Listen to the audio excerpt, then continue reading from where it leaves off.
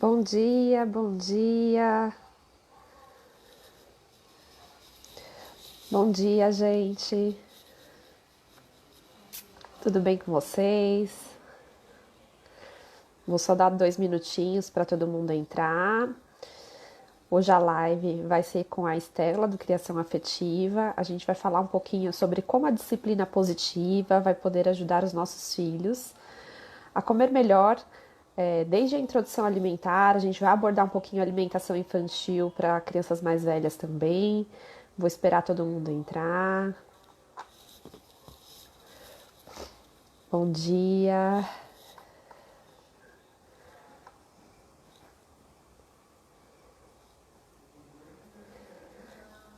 Estão me ouvindo bem? Estou animada para a live de hoje, que é um assunto bem interessante. Sejam bem-vindos.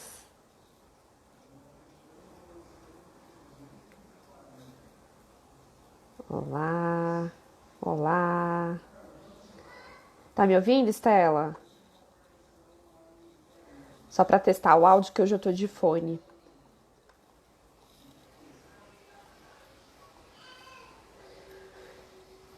Dá mais 2 minutinhos pro pessoal entrar. Manhã belíssima de quinta-feira, já um pouquinho de sol.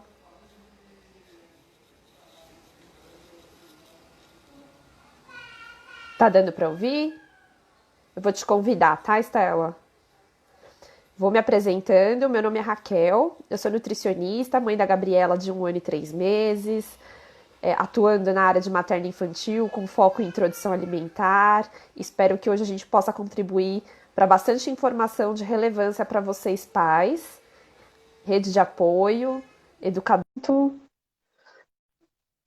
Chamando a Estela, vou deixar ela se apresentar também.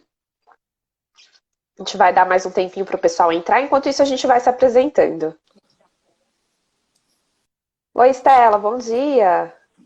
Bom dia, Raquel, tudo bom? Tudo ótimo. Tá me ouvindo bem? Tô ouvindo bem. Então tá bom. Você quer se apresentar? Não, continua aí. Você estava falando, Pode. você já encerrou a sua apresentação? Minha apresentação foi bem breve. Eu só falei que eu sou nutricionista, mãe da Gabi de 1 ano e 3 meses. Também sou mãe de primeira viagem. Surgem muitas dúvidas, né, ao longo do Muitas, caminho. né? Mas a gente tem bastante informação hoje em dia. A gente quer compartilhar com os pais sobre isso, né? Sim, eu também sou mãe de primeira viagem, né? Mas diferente de você, a minha pequena tem 14 anos já, então né, a fase da introdução alimentar já passou tem um tempo, mas os desafios continuam, né? Eu falo que eles mudam. São É fases de verdade. videogame que vão mudando, né? Porque surge uma dúvida um dia, uma dúvida outro, e assim vai. Eu sou, para quem não me conhece, para quem está chegando agora, eu sou a Estela, eu sou especialista em disciplina positiva e comunicação não violenta. Eu trabalho com orientação de pais que querem seguir aí por um caminho de educação mais tranquila com as crianças, né? E, Estela, você pode explicar um pouquinho o que é a disciplina positiva pra gente? A disciplina positiva, Raquel, ela é um caminho do meio da educação, quando você Uhum. foge da permissividade e foge do autoritarismo, né?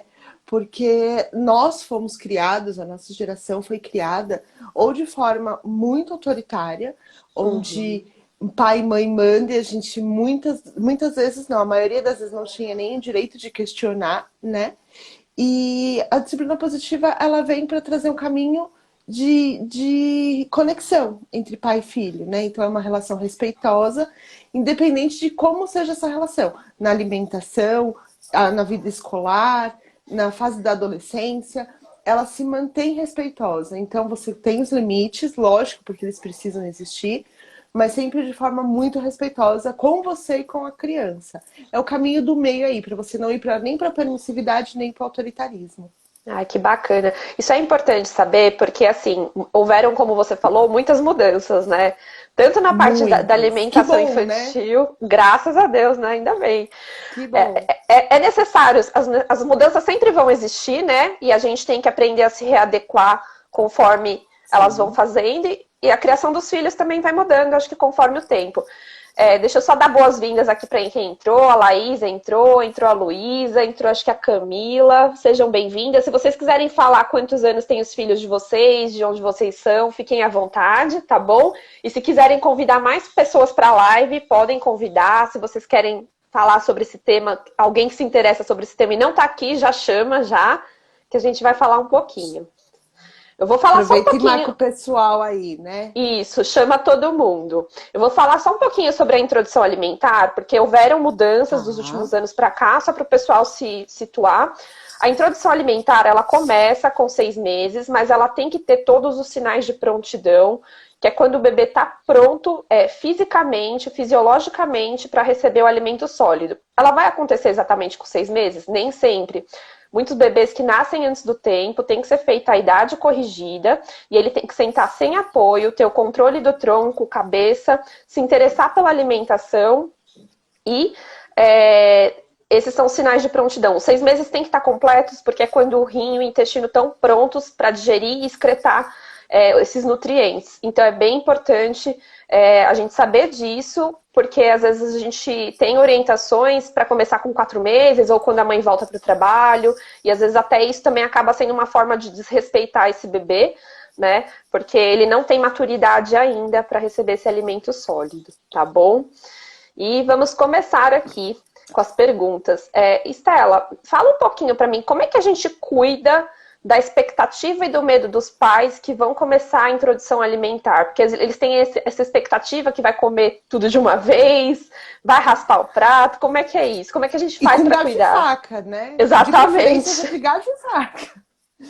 Então, é o que eu converso muito com os pais, né? A gente sempre tem que alinhar a expectativa ao nosso filho, à nossa realidade, ao nosso momento. Ponto. Acho que quando você já alinha as expectativas dentro da tua realidade, o dia a dia já começa a ficar mais fácil e mais leve. Porque eu sinto de muitos pais quererem comparar, né? Porque o filho do vizinho já está comendo, ou também porque na minha época era diferente. E então, acho que a questão principal na introdução alimentar, em tantas outras, né? É alinhar a expectativa. Então, foi o que você comentou dos sinais de prontidão. Perceber esses sinais de prontidão. Não se prender aos 6 meses, né? Porque para tudo, é o que eu falo, tudo são fases. Lógico que a ciência está aí para balizar com o tempo. Então, a ciência mostra aí que são 6 meses, né? Mas não é que a criança fez 6 meses hoje ela vai sentar no caldeirão e vai comer a comida. Então, é o que eu sempre falo para os pais, não é uma chavinha que vira. Os 6 meses é para você começar a ficar, compreender esses sinais, começar a entender esses sinais, perceber esses sinais. Não é que seu filho vai sentar e comer tudo. Então, acho que a questão principal mesmo, Raquel, é alinhar a expectativa com a realidade, com a sua realidade. Acho que né? até... Não só na introdução. até alinhar, às vezes até diminuir a expectativa, às vezes é até melhor do que você ter uma expectativa muito alta ou comparar realmente com o filho da vizinha ou com o irmão mais velho, porque a gente sabe que cada bebê é um universo, ele é único, né? E cada um tem o seu tempo, né? E acontece bastante, né? Introdução alimentar é muito novo ainda, né? É tudo muito novo. Apesar de a gente comer desde sempre, a compreensão da introdução alimentar, eu vejo porque foi o que eu te falei, eu tenho uma filha de 14 anos, né? Então, na época da minha filha, eu infelizmente não tive toda essa oportunidade e todas essas informações tão ricas que essas mães têm hoje a oportunidade de conhecer, né? Porque quando a Luísa nasceu, era tudo muito balizado só pelo pediatra, e mesmo que ele fizesse as melhores orientações, não tinham tantas informações ainda. Então hoje, por exemplo, se eu tivesse um outro filho, não tem como eu comparar a introdução alimentar da minha filha, que foi há 14 anos atrás, sem tanta informação, com a de hoje. Então foi o que você falou, é sempre manter, respeitar aquele bebê, aquela criança com as suas necessidades individuais, né? Isso. E até porque a gente sabe que passa por etapas de aprendizagem para ele conseguir entender que o alimento ainda vai matar a fome dele. O bebê ele ficou 6 meses em aleitamento exclusivo, quando possível, né? mas mesmo que não, é uma consistência diferente, é um sabor diferente, são texturas diferentes, então é tudo muito novo para ele. Aí a gente tem que ter um pouquinho de empatia e respeito para ter o tempo de aprendizagem. A maior parte dos bebês vai começar a aprender realmente, a entender que o alimento vai matar a fome dele depois de 2 a 3 meses da introdução alimentar. Então a gente tem que ter muita calma e paciência nessa hora para dar tudo certo. Tem uma mãe que eu atendo que ela não ia, talvez ela não consiga participar da live por conta do horário, mas ela disse que depois ela assistiria, mas ela pediu para fazer uma pergunta, né? Pode fazer. Com relação à introdução alimentar, por exemplo, ela tem uma bebê de 9 meses. Ela disse que a bebê sempre foi muito curiosa e sempre gostou mesmo. Tudo que foi ofertado, ela sempre aceitou bem. E agora ela falou assim: minha filha não quer mais comer. Ela aceita uma coisa ou outra. Tem como falar um pouquinho disso, Raquel? Até para acalmar o coração das mães aí. Claro. Gente, o que acontece? Os bebês até 12 meses, eles passam por diversas situações que podem alterar a aceitação alimentar. Por quê? Tem nascimento de dente, tem salto de desenvolvimento, que é a aquisição de novas habilidades, tem vacina, tem mudança de dinâmica familiar. Por exemplo, agora a gente está na quarentena, muitos bebês passaram por isso porque ficou todo mundo dentro de casa, não era o habitual deles, pode acontecer. Às vezes está com o intestino preso, também não vai comer tão bem, porque tem um espaço sendo ocupado ali na parte abdominal e isso dá desconforto, então o bebê acaba comendo menos. Às vezes diminui um pouquinho a velocidade de crescimento. Então tudo isso é fator que pode interferir na aceitação alimentar. Então tem que ver se uma dessas situações está acontecendo. Se o crescimento, o desenvolvimento estão normais, a criança está brincando, está fazendo xixi, está fazendo cocô, às vezes é só uma fasezinha. Então, não tem motivo para se preocupar de forma excessiva. Alguns bebês têm alguns outros sinais que indicam algum transtorno do espectro autista, mas é mais difícil nessa fase. Então, assim, mais para tranquilizar mesmo, os bebês passam por essas fases e vão continuar passando até uma certa idade. Então, é bem normal isso daí acontecer. Obrigada, viu? Porque ela vai assistir a Imagina. live depois, aí ela também já fica mais tranquila com relação a essa questão, né? Se ela E de tiver mais novo, alguma né? dúvida, Respeitando pode a colocar. fase. Isso. Respeitando Depois, a fase do bebê, né? até depois, se alguém tiver alguma pergunta que não conseguiu assistir a live agora, pode deixar que a gente vai respondendo nos comentários e fiquem à vontade. Sim. Aí, entrou a Caterine. Pode falar. Tem a Camila tá dizendo aqui, eu tenho um bebê de 8 meses e já nasci a introdução alimentar. Alimentar. Você tem Muita alguma gente. dúvida, Camila, com relação à introdução alimentar? Pode falar, cara. Não, acho que tá travando aqui, mas tá tudo bem. Tá. Deu uma travadinha na tela. Vamos lá. Se vocês tiverem dúvida, vocês vão falando. Sejam todos bem-vindos, viu? Quem entrou depois. Tá tudo bem. Acho que o pessoal ainda demora um pouquinho para responder, mas se vocês tiverem dúvida, vocês vão fazendo, tá, gente? Perguntando. A próxima pergunta, Estela, que eu acho que também é muita dúvida, as pessoas não entendem sobre esse assunto ainda, eu acho que é um assunto novo. O que são os estilos parentais e como é que eles interferem na alimentação dos nossos filhos? Os estilos parentais, eles interferem em todos os sentidos, né? Então, você tem o que a gente começou, o papo que fala do autoritarismo, que eu acho que é o mais latente em todos nós, porque a maioria da nossa criação, da geração de hoje, teve essa criação. Antes a gente tinha um nível hierárquico que a gente não podia, a gente tinha que ver os pais como seres superiores, inquestionáveis, e não podíamos nem pensar em duvidar de alguma coisa ou perguntar alguma coisa, né? Então, pais com estilo autoritário, eles têm a necessidade do controle externo, sabe? Externo e extremo. Eles precisam controlar tudo. Tem que ser do jeito que eles querem, na hora que eles querem e da forma que eles querem. Eles não conseguem ver a necessidade do outro e não por maldade, né? Muitas vezes é porque eles enxergam dessa forma e não conseguem ver que existem outras alternativas. Na alimentação, isso influi muito, porque você não escuta o desejo da criança. Você não consegue. O pai autoritário, se ele achar que os 6 meses ele vai iniciar a introdução alimentar, ele não vai respeitar os sinais de prontidão. Ele vai iniciar a introdução alimentar e pronto. ele não vai respeitar os sinais de fome e saciedade, as preferências e recusas, sabe? Tem muito do comer com o chinelo do lado, sabe? Que existia antigamente. Esse é o perfil do pai autoritário. Se você quiser até falar um pouquinho mais da relação do autoritarismo na alimentação, você deve passar bastante por isso, né? No teu Sim. trabalho e no teu dia a dia. Sim. Assim, tem os pais negligentes também, né? Os permissivos e os responsivos, mas o que que acontece? O que eu vejo assim, a gente acaba transitando entre esses estilos, né? Muitas vezes, por uma situação ou outra.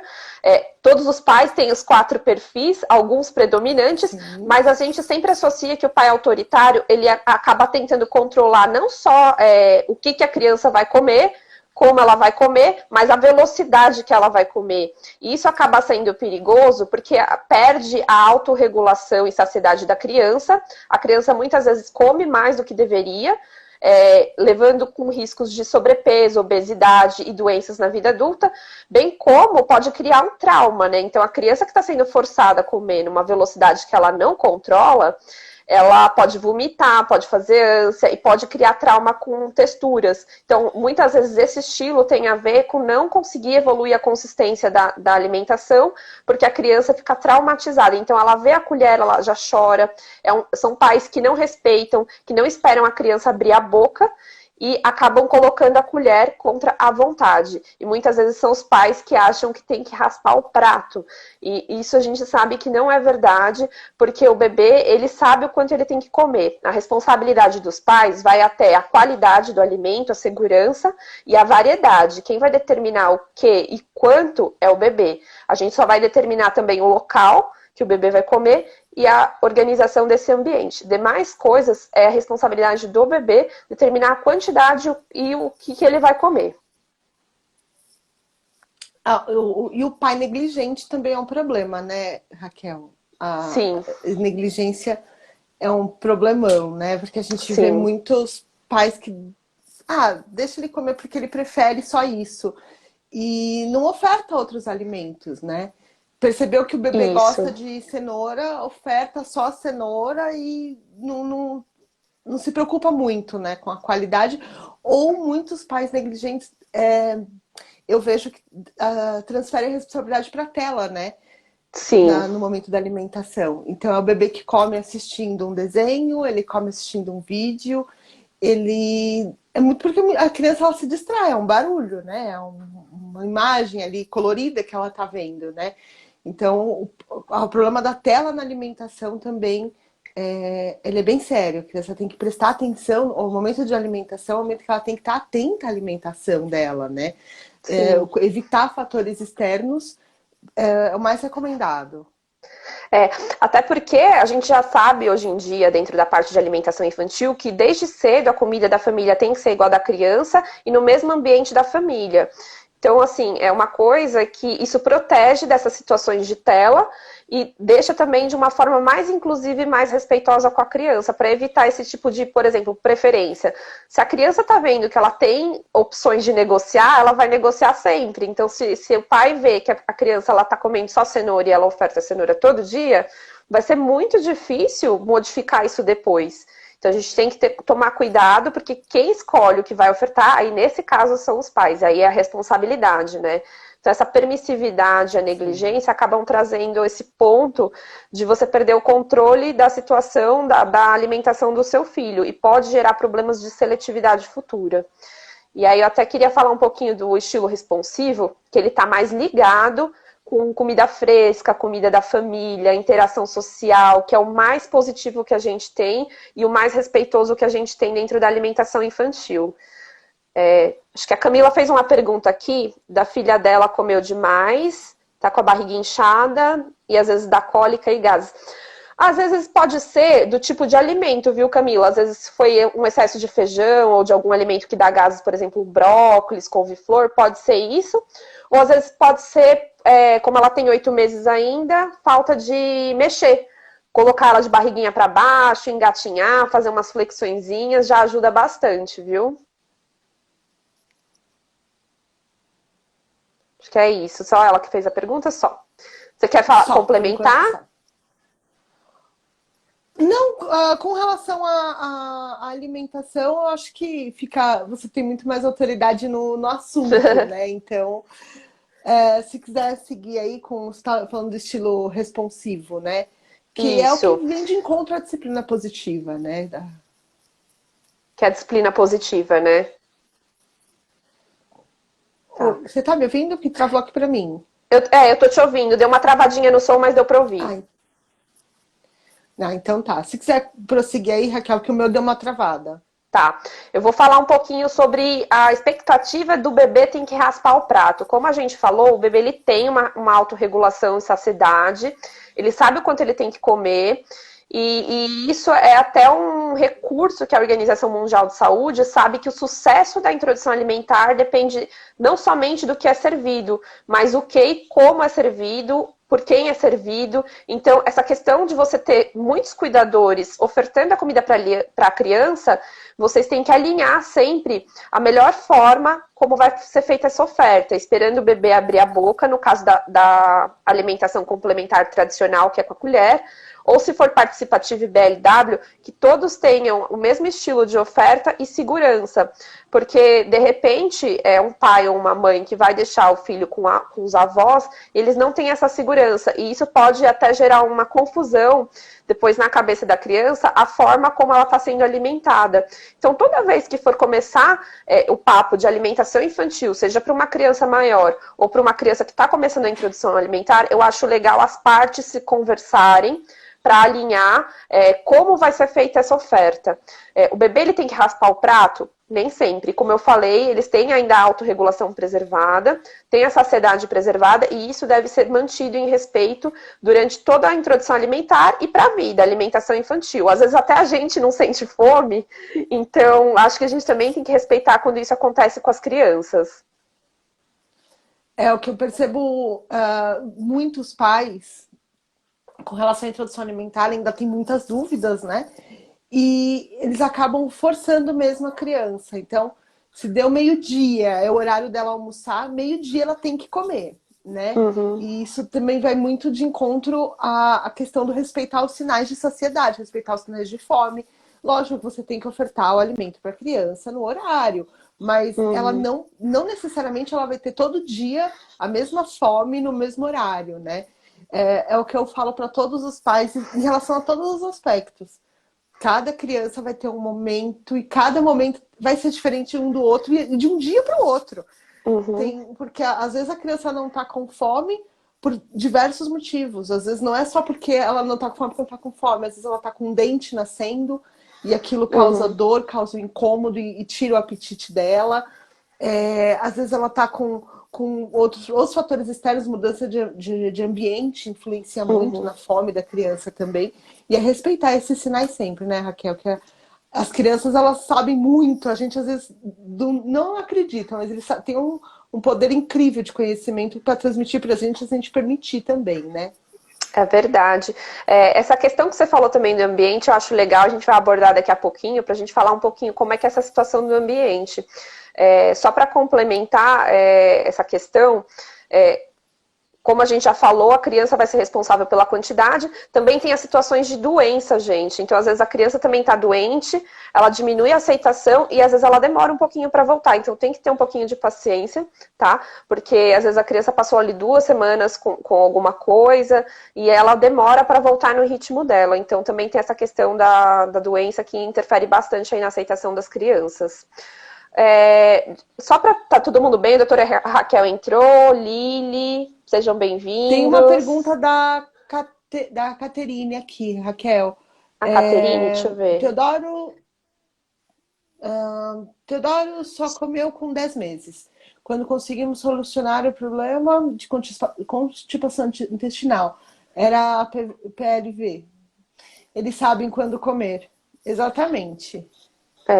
A PLV, para quem não sabe, é a alergia à proteína do leite de vaca. Também é uma situação que altera bastante a aceitação alimentar, principalmente no comecinho, até ser feito o diagnóstico. Então, isso também é bem importante dos pais estarem atentos a esses sinais. Vamos lá, de 0 a 10, quanto esse tema está relevante para vocês? Coloquem aí nos comentários, eu vou partir para a próxima pergunta.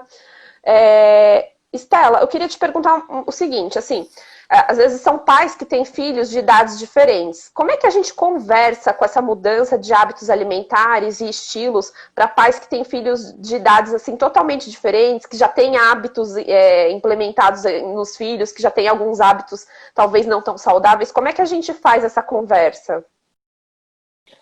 É assim, do tema tem que ser sempre o mais honesto possível, né?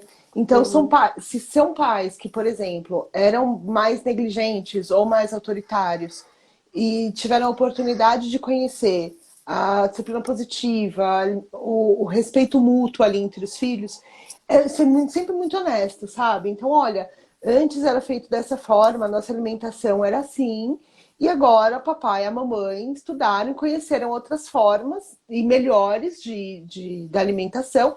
E a partir de hoje a gente vai ter algumas mudanças em casa e sempre escutar da criança também o que ela está sentindo com relação a essas mudanças. Porque pra gente às vezes é muito difícil, né? Pra gente é difícil mudar uhum. todos os hábitos. A gente acha que pra criança, de um dia para o outro, ela muda. Então, É, assim, sempre deixar muito claro com a criança que vão ter mudanças e ir sentindo com ela como que ela está entendendo, como que ela está sentindo aquelas mudanças. E é o que eu falo para todos os pais em todos os assuntos. Sempre que preciso, é um passo para frente, se dar passo para trás não tem problema, mas uhum. sempre alinhando, porque maternidade é isso, é um para frente, dois para trás, cinco para frente, um para trás, a gente vai ajustando, né? E eu vejo que muitos pais, às vezes, que nem no meu caso, que tem uma filha bem mais velha e tem filhos com idade bem diferente, tentar impor para o filho mais novo os hábitos e dia a dia e rotina do filho mais velho, porque entendi que deu certo e vai ser dessa forma, né? E não é bem assim, não precisa ser assim, né? Você pode ensinar coisas, se você aprendeu alguma coisa relevante nesse tempo, você pode implementar com seu filho mais novo, sem problema nenhum, melhorar a alimentação do mais velho também, e sem qualquer choque, né? O que eu falo, não precisa ter estresse, a gente é só compreender o momento de cada um.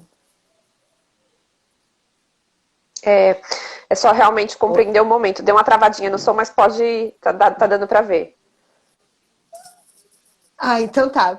Aqui tá a essa internet, o que está acontecendo? Mas eu acho que, independente da questão, é melhor tentar cuidar dos hábitos alimentares da criança.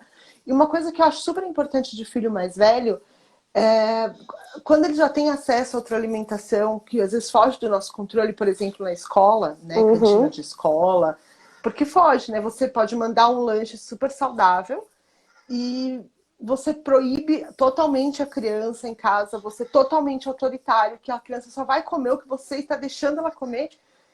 Se ela tiver acesso a outros alimentos, ela pode nem te contar, É né? verdade. Então, a disciplina positiva, ela traz muito essa cumplicidade. A criança, ela pode ver um algo diferente, querer aquilo, porque, poxa, eles já são mais velhos, eles estão com os amigos, e tá todo mundo comendo, você tem a necessidade de participar do coletivo, então você vai querer comer aquilo. Mas a criança ela vai fazer isso escondido de você, porque ela vai ter medo de punição, ela vai ter medo de castigo, ela vai ter medo de N fatores, né?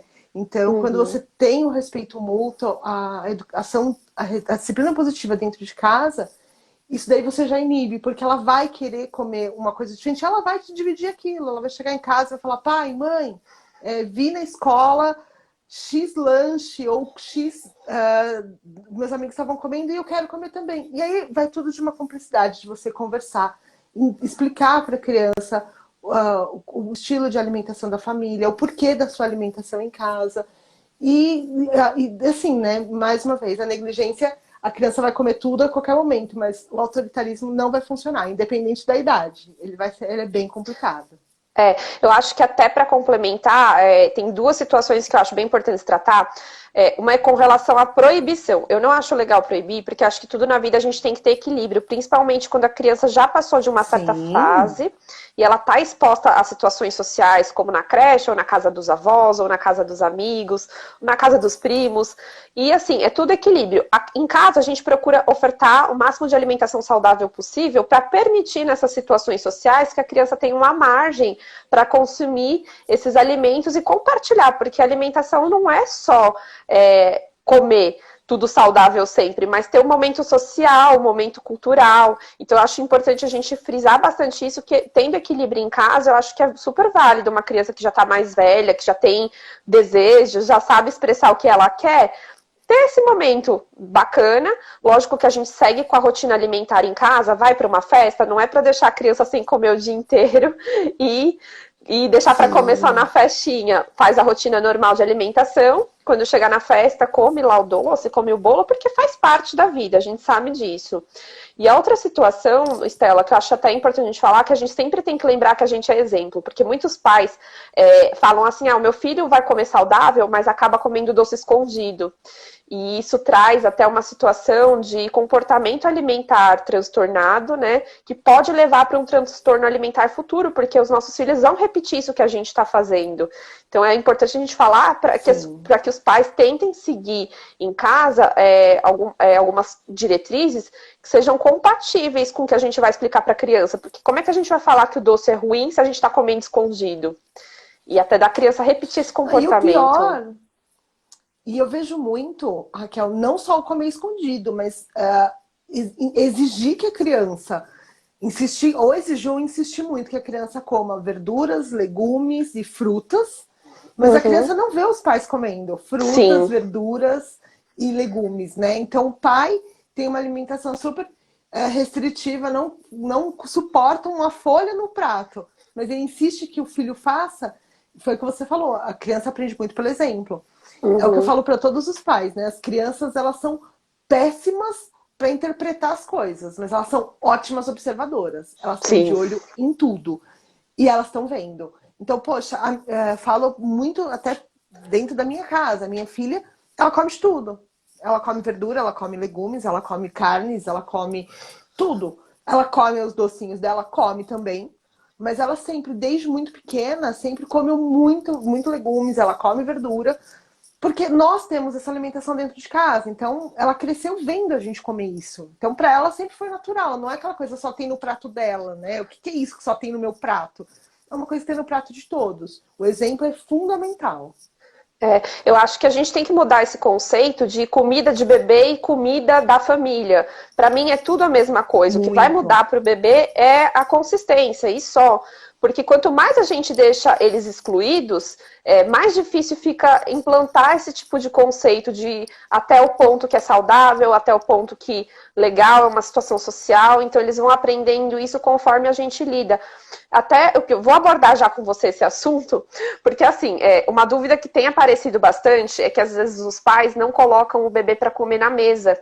E alguns que já têm filhos maiores acabam comprando uma mesinha para mais que um filho, né? Que são mais baixas e as crianças não estão interagindo com o ambiente familiar. Queria que você falasse como é que é esse preparo do ambiente adequado, até que ponto a gente consegue manter eles na mesa, até quando é forçar eles ficarem na mesa, porque às vezes também o bebê desce para brincar e aí ele talvez entenda isso como um reforço positivo para não comer, e eu queria que você falasse um pouquinho sobre isso.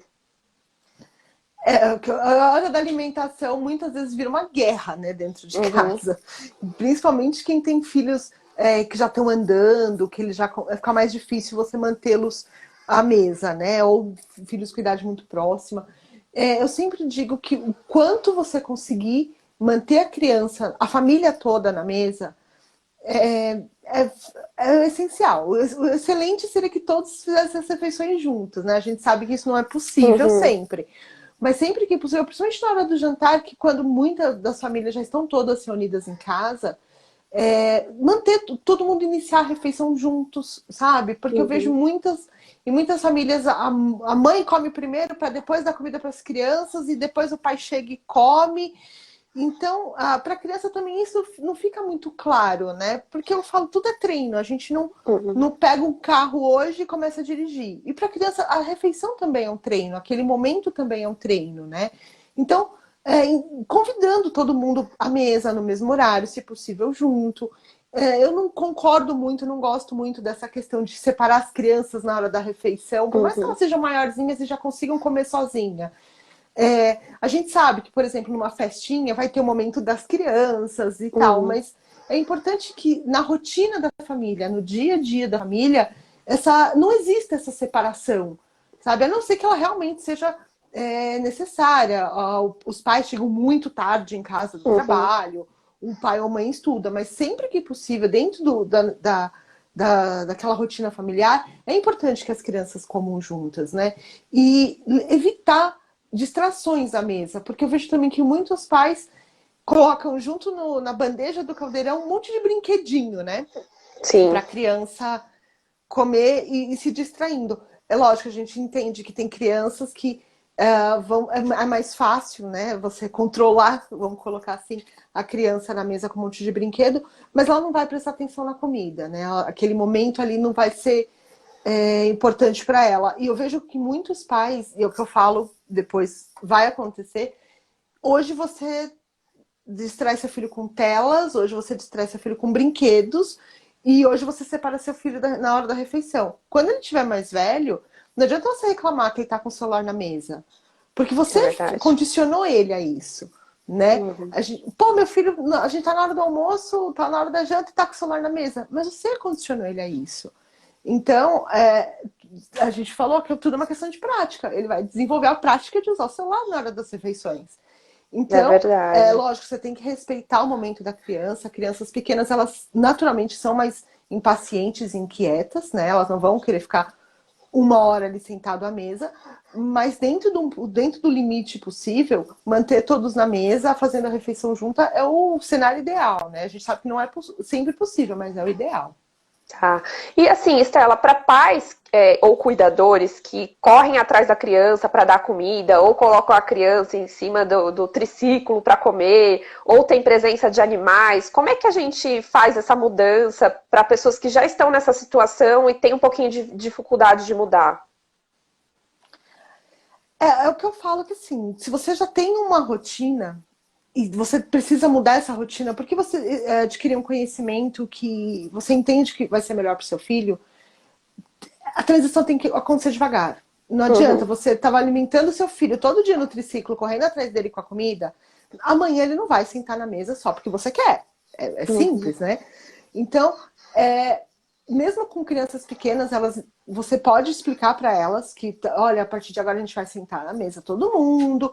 E sempre fazer a criança participar também daquele momento de preparo, né? Hoje existem, com criancinhas já um pouco maiores, já tem aquelas torres montessorianas que são super legais, Uhum. onde a criança já participa ali da rotina da alimentação desde o início, sabe? Porque a criança pode lavar um alface, ela pode ajudar a descascar uma fruta, ela já tem conhecimento para isso, né? Ela já tem habilidades para isso. Ela não vai deixar uma faca na mão da criança. Então, quando você envolve ela no processo todo, fica mais fácil que ela vá à mesa. Porque ela se sente participante, sabe? Então, poxa, a gente vai comer todo mundo alface que eu lavei. Então, se É, você precisa fazer alguma mudança alimentar, alguma mudança de rotina, é sempre aos poucos. E quando você inclui a criança no processo, o resultado é incrível. É muito mais interessante, é muito mais rápido também. ah, legal, Estela. Foi bom que você falou isso, porque assim, às vezes eu sinto que muita gente tem dificuldade nessa mudança, e até agora com a quarentena, alguns pais mudaram o ambiente de alimentação para ver se modificava alguma coisa, e às vezes cria essa situação que a pessoa não consegue mais sair, principalmente o de correr atrás da criança, que eu acho que é estressante para a mãe, para o pai, para a avó, para quem está com a criança, é difícil, e às vezes até acaba gerando Sim. uma frustração com relação à alimentação da criança. Então, eu acho importante a gente falar isso. É muito legal a criança participar e ela se sente tão importante, tão bacana. Uhum. Ela fala, e quando ela já sabe falar, ela fala que ela que lavou o alface, ou ela que separou o feijão, ou ela que. Ela já começa a verbalizar isso, ela que ajudou a lavar o brócolis. É Ou a muito pôr a bacana. Eles mesa se sentem também. importantes. Pôr a mesa, tirar a mesa, Uhum, participar do processo por inteiro, sabe? É uhum. muito bacana quando a criança participa. Ela se sente introduzida, porque como você vai introduzir a criança só na hora da refeição? Se você consegue introduzir ela em outros processos, é muito mais interessante para ela, é muito mais bacana. Uhum. Estela, eu queria também que você comentasse um pouquinho sobre uma postura que é até antiga, mas até que alguns pais também, mais jovens, eu vejo falando, e assim, não tem como não falar sobre isso, que é a teoria da sobrevivência, né? Eu dei para os meus filhos, não Nossa, matei, um docinho não vai fazer mal, e eu vou dar e não vai matar, porque eu já dei para o meu filho mais velho e vou dar para o mais novo também. É uma coisa que é crônica, né? Às vezes a gente fala que é coisa de avô, mas eu também vejo muitos pais falando não. isso. Dei um doce e não comi doce e não morri, ou apanhei e não morri, fiquei de Uhum, castigo e não morri. Nossa, dá um desespero. É o que eu falo. Primeiro que assim, a gente tem que entender que estamos criando a gente já tem a perspectiva de criar adultos, não sobreviventes de guerra, né? sim. Então, se seu filho precisa fazer tudo isso para não morrer, a não ser que você esteja treinando ele para guerra, já não tem muito mais sentido essa teoria maluca, né? Uhum, É, é muito. Primeiro, eu acho que assim, tudo é uma questão de desconstrução. Você tem que estar disposto a desconstruir esse tipo de pensamento, porque é muito que a gente ouvia isso, a gente ouve isso ainda, escuto pais mais novos que eu falando uhum, isso, né? Ah, mas eu tomei uns tapas e não morri. Ah, mas eu comia doce e não morri. uhum. Tudo bem, os nossos pais deram pra gente, a gente não morreu. Que bom que a gente não morreu, porque eu acho que a intenção de pai nenhum é matar a criança, né? É, Mas a gente tem que entender que também não tinha, os nossos pais não tinham a informação que a gente tem hoje, sim. né? Eu acho que isso é fundamental. Tá, tudo bem, a gente não morreu, mas a gente hoje tem uma geração de adultos obesos ou em sobrepeso, a gente tem uma geração de adultos que comem muito mal, que, Uhum, precisam fazer terapia para entender diversas coisas que desenvolveram compulsão alimentar. E a gente sabe que tudo que a gente é hoje é reflexo do que a gente viveu lá atrás, né? uhum, Então, antes de. Ah, tudo bem, você comeu um doce e não morreu, mas olha para dentro um pouquinho. O que, que isso te trouxe? Eu sempre convido a essa reflexão. Ah, se uhum, apanhou e não morreu, tudo bem. Mas o que, que esse apanhar te trouxe?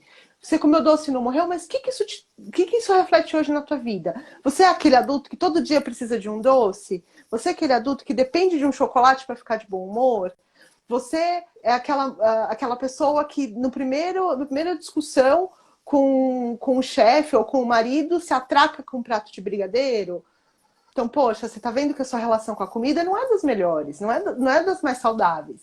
Então, quando eu escuto fiz X coisa, eu passei por tal coisa e não morri, eu sempre convido essa reflexão. Olha para dentro e vê que o doce que você não morreu te causou. Você está vivo, mas você está cheio de uhum. trauma, você está cheio de problemas alimentares hoje, né? Então, eu convido os pais a pensarem nisso. Antes de você. Poxa, hoje você já sabe que a criança não precisa de doce, você já sabe os malefícios do açúcar. Por que oferecer para a criança? Eu vejo crianças pequenas chupando brigadeiro, se Uhum. lambuzando de chocolate, se lambuzando de Nutella. É lindo. É lindo. A criança toda besuntada de Ela é chocolate é linda de lindo, qualquer mas jeito. então, mas poxa, eu tava vendo esses dias, muitas mães estão fazendo cake fruit ao invés do smash the cake. Uhum. Em vez da criança se besuntar no bolo, a criança se atraca com a melancia. Gente, é a coisa mais É linda. verdade. É maravilhoso, aquela criança toda suja de melancia. Então, a gente não precisa do doce, não precisa do contato com açúcar, né, tão cedo. É.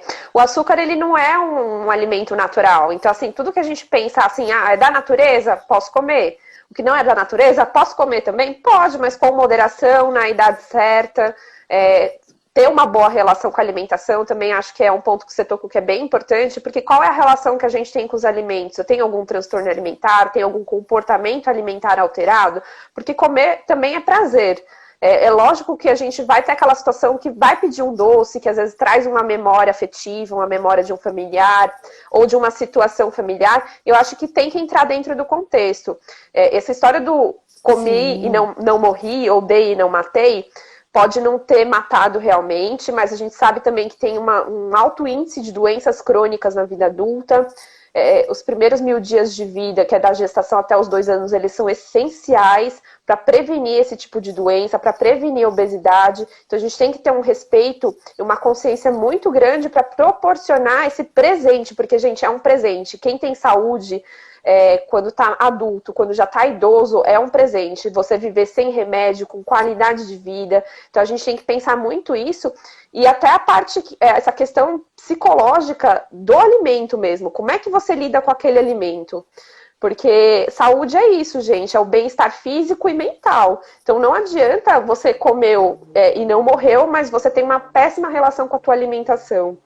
Então acho que é importante essa reflexão, é importante a gente ter consciência, as coisas mudam, o que a gente está falando aqui hoje pode ser que daqui a 10 anos já seja outra coisa totalmente diferente, e a gente tem que acompanhar, a gente vive para acompanhar as mudanças, né? Hoje a gente tem crianças de 5 a 9 anos aqui no Brasil, que 12%, quase 13% são obesas, gente. Isso é um índice muito alto. Então, como é que a gente está cuidando das nossas crianças hoje? Como é que a gente está lidando com isso, né? Então, assim, acho muito importante a gente respeitar isso. E uma coisa que eu até queria que você falasse um pouquinho. Sim. Eu não sei se eu acredito que você deve escutar muito isso, que você tá na área da alimentação. Muitas mães até usam não querem usar o açúcar, né? O açúcar branco, o açúcar refinado, porque sabem que não é saudável. Mas, desde bebês muito pequenos mesmo, de 7, 8 meses, adoçam as coisas com mel, ou com açúcar natural, ou com outros tipos de açúcar. E eu vejo nisso um problema também, né? Que você começa a tirar, primeiro que você já tira o sabor natural daquela fruta ou daquele alimento, né?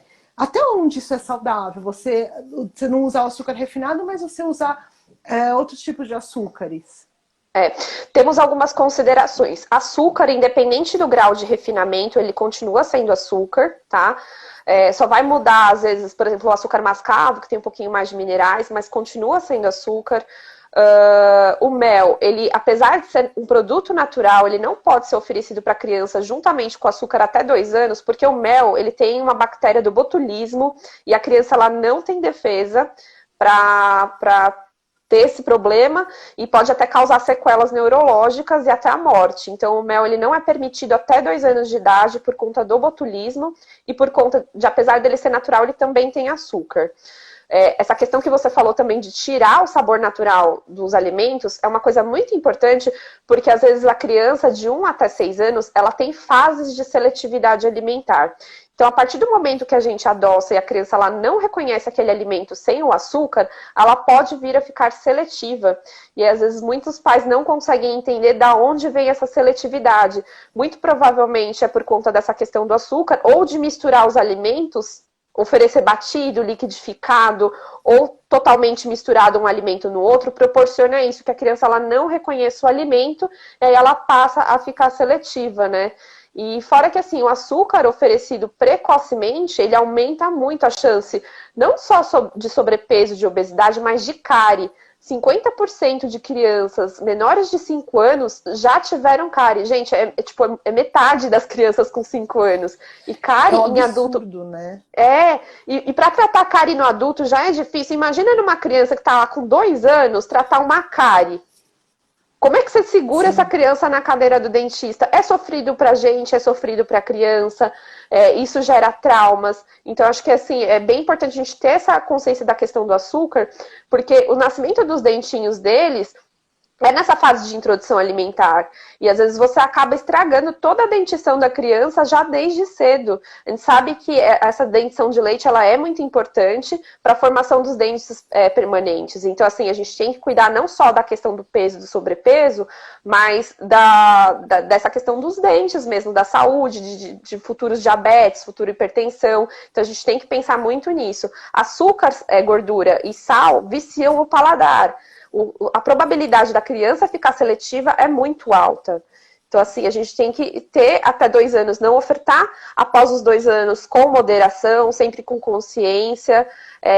A questão do açúcar ser mascavo ou ser demerara não vai fazer diferença, porque açúcar é açúcar de toda forma. E adoçante, não tem indicação para criança, tá? É só em casos realmente de diabetes ou de alguma indicação médica ou do nutricionista, mas também não é indicado e também promove essa alteração do sabor natural do alimento que não é adequado. O legal é que a criança conheça o sabor, né, dos alimentos. É conhecer o amargo, conhecer o azedo, o salgado, o doce, tudo tem seu tempo, mas também a gente tem que proporcionar essa oportunidade deles conhecerem todos os alimentos. Isso daí eu acho de verdade muito importante, acho fundamental essa mãe saber disso, né? Que o açúcar, Uhum. a gente tem a falsa ilusão de esse ou aquele ser mais saudável, quando na verdade nenhum deles é bom, nem Uhum. para nós adultos e principalmente para as crianças, né? Que ainda estão em fase de desenvolvimento. É importante, é muito importante essa questão de não querer adoçar nada. Porque Uhum. eu estava conversando outro dia com a mãe de uma criança, ela é pequena, e ela, ai, poxa vida, mas vai comer sem açúcar? Mas vai tomar chá sem açúcar? Poxa, mas é Uhum. ruim. A questão não é que é ruim, a questão é que você já condicionou o seu paladar uma comida positiva é uma comida doce. Uhum. Um chá sem açúcar, ele não é um chá ruim, ele só é um chá. Né? Uma comida Exatamente. sem. Então, que a gente condicionou. E talvez o açúcar que lá atrás a gente comeu e não morreu, hoje a gente continua adoçando todas as bebidas, né? Porque a gente se acostumou com o paladar doce. E assim, é uma questão que também é muito mais da gente como cuidador do que do bebê ou da criança, porque você sente falta de comer caviar? Exatamente, é o que eu questiono. A Não tem como gente você não sentir falta de conhece, uma coisa né? que você não conhece. Então, assim, o bebê, ele, muito provavelmente, ele não sabe o que é açúcar, ele não sabe o que é sal, não sabe o que é gordura. Ele vai aprender porque a gente vai ensinar. Se a gente não ensina, ele não aprende e fica tudo certo. Sim, sim. Eu vejo muitos pais insistirem, né? Eu estava até comentando outro dia, acho que eu estava buscando uma imagem para fazer um post, e quando você procura qualquer imagem de criança negando açúcar, é sempre uma imagem de uma criança com a carinha triste. Quando é um Uhum, adulto que nega o açúcar, é sempre uma carinha positiva, do tipo, olha, eu não preciso de um doce. Então a gente culturalmente ainda relaciona isso, felicidade com açúcar. Então, se eu sou um adulto e consigo negar esse açúcar, para mim tá ótimo. Agora, para a criança, se ela nega, poxa, tadinha dela, não vai comer açúcar. E foi o que você falou, como que tadinha? Ela nem conhece. Ela não está triste exatamente. porque ela não está comendo açúcar, ela nem conhece o açúcar, né? É. E assim, muitas vezes também que eu vejo, Estela, eu já passei por isso algumas vezes, tem cuidadores ou familiares que vem a criança, tadinha, não vai comer açúcar. Aí dá uns 5 anos depois, a criança nega um prato de salada. Nossa, mas o seu filho não come salada, o seu filho não come jiló, mas por quê? Pelo mesmo motivo que você achava que tinha que tomar o açúcar, porque não foi educado para isso, ou culturalmente, ou dentro da questão da família. Às vezes muitos pais e cuidadores acabam cedendo pela pressão dos familiares, ou tem parente que dá escondido e a criança aprende. Então acho que entra muito respeito Sim. também da família como rede de apoio, da escola como rede de apoio, para não ter essa exposição e ajudar, fortalecer os pais para que eles consigam oferecer alimentação de forma saudável, né? Uma coisa que você falou agora, eu acho super importante reforçar a questão social. Uhum, Até a Camila que colocou que não adoça e nem coloca sal, apesar de muitas pessoas questionarem a escolha dela.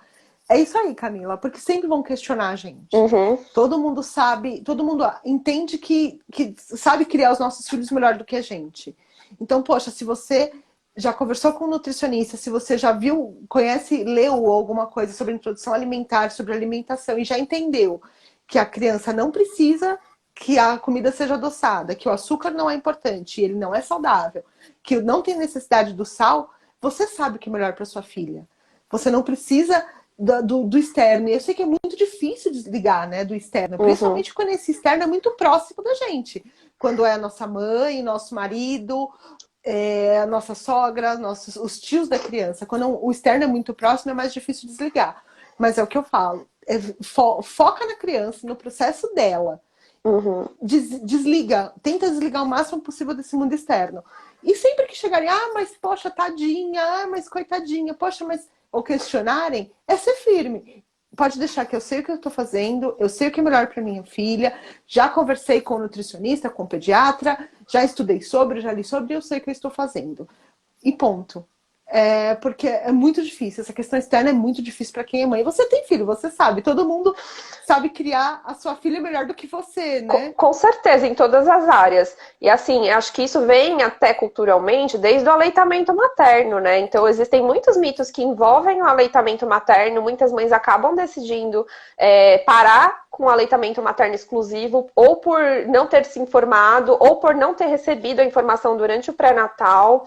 E às vezes vem uma opinião de algum familiar ou de algum amigo e acaba minando essa confiança da mãe desde o aleitamento materno, que é tão importante para já é o primeiro alimento dos nossos filhos. E isso segue na introdução alimentar. Então, acho que quando a gente está planejando ter um filho, acho que a primeira coisa que a gente tem que pensar às vezes a gente fica muito focado em enxoval, em chá de bebê, chá de revelação, mas o que é realmente importante, o que a gente vai deixar de herança para os nossos filhos é a saúde. E a saúde, ela começa na alimentação. Então, a gente tem que pensar muito isso, de se informar primeiro, porque muitos profissionais acabam não se atualizando com relação à alimentação infantil. Então, para você ter um poder, para você saber se aquele profissional vai te apoiar nas suas escolhas, esse acho que é o primeiro ponto. E o segundo ponto é trazer tua rede de apoio junto com esses profissionais da área de saúde, para fortalecer, para que eles entendam a importância e respeitar as decisões dos cuidadores como um todo para fazer o suporte para essa família, né? Acho importante integrar todo mundo desde o começo, porque às vezes é isso, é uma falta de conversar, às vezes é uma falta de trazer junto, porque as informações mudam ao longo dos anos, né? Que nem você falou, às vezes são pessoas que têm filhos em idades totalmente diferentes, têm informações diferentes. Tem às vezes uma avó, um avô que não teve essa informação, não buscou essa informação, porque quem está sabendo tudo é a gente que está ali cuidando, né? Na lida No todo front, dia. né? Exatamente. Então, às vezes é importante também trazer essa rede de apoio junto. Uma coisa que eu sei que nosso tempo já daqui a pouquinho já está encerrando, mas que eu acho Uhum. importante sempre deixar muito claro para pai e para mãe. Eu sempre peço, estudem para ser pai e mãe. Porque precisa, é necessário. A Precisa. gente estuda para ser advogado, a gente estuda para ser engenheiro, a gente estuda para ser contador, a gente estuda para ser médico. E para ser pai e mãe, a gente acha que só o instinto basta. E não Não basta. basta. A gente precisa estudar para entender que os nossos filhos precisam e merecem respeito, eles precisam e merecem uma alimentação saudável, eles precisam ser compreendidos em cada fase deles. E, poxa, a gente tem tanta informação, tanto material, tanta internet aí, com tanto conteúdo bacana. Uhum. Tá tudo tão fácil hoje. Hoje, com o celular, você consegue. Pô, o pessoal que está assistindo a gente está com o celular na mão e está se informando sobre introdução alimentar e disciplina Exatamente. positiva. É verdade. Então, estudem para ser pai e mãe. Dê essa oportunidade para vocês e para os filhos de vocês, porque só o instinto não basta. Eu acho que vai acabar daqui a pouquinho, mas eu vou já. Estela, muito obrigada. Você contribuiu bastante para trazer essa informação sobre disciplina positiva. O pessoal que não segue o Criação Afetiva, sigam. É um perfil muito bacana que fala sobre isso, tratar os nossos filhos com respeito, tá? Para quem não me segue, sigam o meu perfil também. Eu tenho dicas sobre alimentação infantil, da gestação até o 2º ano de vida e às vezes um pouquinho mais. A gente faz essa ponte aí. Se vocês precisarem depois, coloquem as dúvidas aqui nos comentários ou coloquem depois, que eu e a Estela vamos responder com calma, tá? Venham aqui, apareçam. Eu tô colocando os dois endereços de Instagram aqui nos comentários. Tá certo, vocês sigam e vocês fiquem à vontade para depois mandar as dúvidas para mim ou para ela do assunto que vocês acharam que faltaram. A gente tem essa parceria juntas e assim, vocês participem. Qualquer dúvida, a gente está à disposição. Fiquem super à vontade para chamar a gente depois para tirar as dúvidas, tá? Estela, muito obrigada. Assim, eu adorei essa live, assim, foi muito bacana, porque eu acho que é necessário a gente entender que precisa ter respeito e disciplina positiva para ajudar na alimentação infantil. Obrigada a você, Raquel, pelo convite. Foi incrível. Espero que vocês tenham gostado também. Tá? Gente, acho que ainda tem um tempinho, se vocês tiverem dúvidas e quiserem colocar. Deixa eu ver se teve alguma... Acho que teve só algumas posicionamentos aqui, realmente a fazer... Tá acabando? Não. Ainda não apareceu. Tem alguém aqui que a brasileira no México sou eu. Minha filha, a afilhada está sendo educada totalmente sem açúcar. A Camila falou que ela não adoça e não coloca sal. Aí, ó, a Camila falou também que existe muito desmame precoce por falta de informação. Falta de informação. Deixa eu ver, acho que tem que estudar mesmo. Principalmente na volta ao trabalho, né, Camila? Isso acontece bastante. Tá acabando aqui, entrou na contagem regressiva. Estela, muito obrigada, viu? Gente, obrigada pela Obrigada a presença de você, Raquel. vocês. Até mais, a gente vai se falando. Tchau, tchau, gente. Tchau.